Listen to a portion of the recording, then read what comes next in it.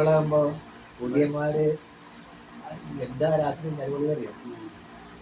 പേടിച്ചിട്ട് മനുഷ്യൻ കിടക്കില്ല വീട്ടിൽ. എന്തെങ്കിലും ഒരു സാധനം ഉണ്ടാവില്ല. ഒരു സാധനം ഉണ്ടാവില്ല. അത് ഈ പണ്ടാണ് രാത്രി വാതിൽക്ക് വന്നിട്ട് നിലവിളിയാണ്. പിന്നെ ഞങ്ങൾ ഉമ്മത്തൊരു മുരിങ്ങമരണ്ടായിരുന്നു. ആ മുരിങ്ങമരം ഒരു ദിവസം വീട് തള്ളിയിട്ട് എന്താണ് ആ കണക്കായി.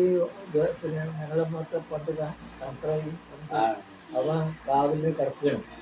ഈ കിടക്കുന്ന സമയത്ത് കാല് വലിച്ചു പുറത്തേക്ക്. പക്ഷെ അവനാവുകൊണ്ട് വേറെ ഉള്ളവരാണെങ്കിൽ അപ്പളെ വിജയം പോയിട്ടുണ്ടാവും. പേടിച്ചില്ലേ? സംഗതി അവന് മനസ്സിലായി. പേടിച്ചാ പോയി.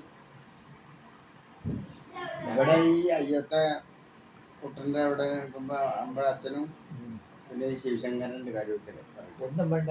ഇതിന്റെ താഴെയുള്ള കുട്ടികൾ 2 പെൺകുട്ടികൾ, 2 ഒരു ചെറിയ കുടുംബ പ്രശ്നത്തില് ഒരമ്മ കുടിയന്മാരായിട്ടാണ്.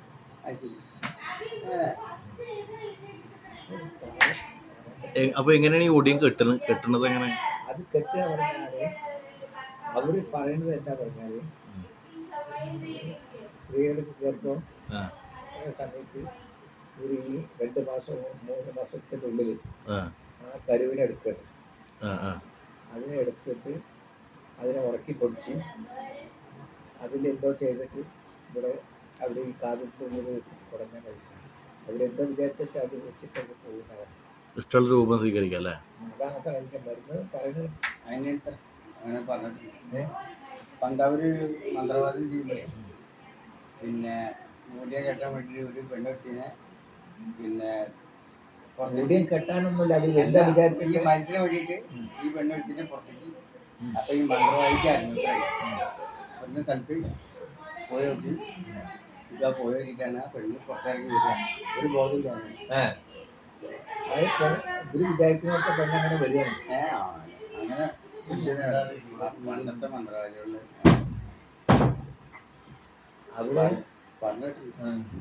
അവര് വന്ന് തനിയെ ഇറങ്ങി വരും. എന്നിട്ട് പിന്നെ അതിനകത്ത് ഇത് ചെയ്ത് കഴിഞ്ഞാൽ ആ ഇവിടെ മേലോട്ട് ചാത്തപ്പണ്ടായിരുന്നു. ഓനെ കൂട്ടിയാൽ കിട്ടിയിട്ടുണ്ട്. ഒരു കാലം അന്ന് കറണ്ട് ഇല്ലാത്തപ്പോഴാണ് ഇതിന്റെ പരിപാടി. കറണ്ട് ഉള്ളപ്പോൾ കറണ്ട് വന്നതിന് ശേഷം ഈ ഒരു പരിപാടി ഒരു ഭയങ്കരമൊന്നുമില്ലല്ലോ. ഇല്ല. വേദമില്ല, ബോധമില്ല, പിശാചില്ല. ദൈവങ്ങളെ ഇപ്പം നമ്മൾ വന്നിട്ട് നല്ല ദൈവങ്ങളെ നമ്മൾ കൊണ്ടാടുന്നെന്ന് മാത്രമല്ലോ. അല്ലാതെ ദൈവങ്ങൾ ഇല്ലാത്തവനില്ല.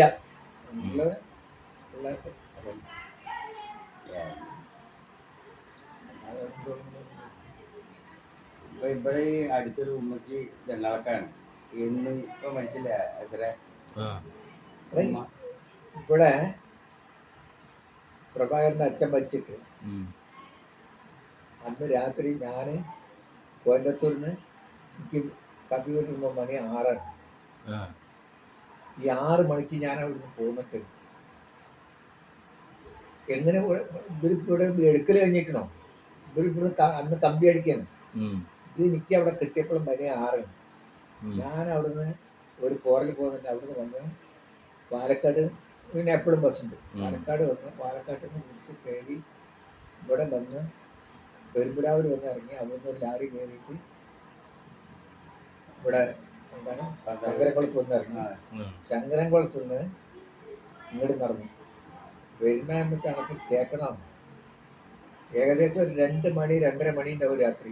ഇവിടെ ഈ കുളമൊക്കെ ഉണ്ടല്ലോ, എന്താ കുളത്തിന്റെ പേര്? അയിക്കൂടെ അങ്ങോട്ട് പോന്ന് ഞാൻ ഒരു പോരല്. വാസമല്ല എനിക്ക് ആകപ്പാടെ എൻ്റെ മനസ്സിൽ ഞാൻ ഗുരുവായൂരിൽ ഇപ്പോഴാണ് മനസ്സിൽ വിചാരിച്ചത് പോരലാണ് രാത്രി. ഇവിടെ വന്ന് രാത്രി അത് മഹാമോശപ്പെട്ട വഴിയാണേ. ഇവിടെ ഉണ്ട് രാത്രി 2 മണി 2:30 ആയിട്ടുണ്ടാവും. ഇവിടെ വന്നപ്പോ വന്ന് നോക്കുമ്പോ എല്ലാ കടന്നുറങ്ങുന്നുണ്ട്. മൊത്ത കൊലയുണ്ട്. അവിടുന്ന് എൻ്റെ അച്ഛൻ ഉണ്ടായിരുന്നു. നീ എവിടുന്നാണ് വരുന്നത്? എങ്ങനെ അത് അങ്ങനെയൊക്കെ പോകൊണ്ടാണ് എനിക്ക് ഈ പേടി തീർന്നത്.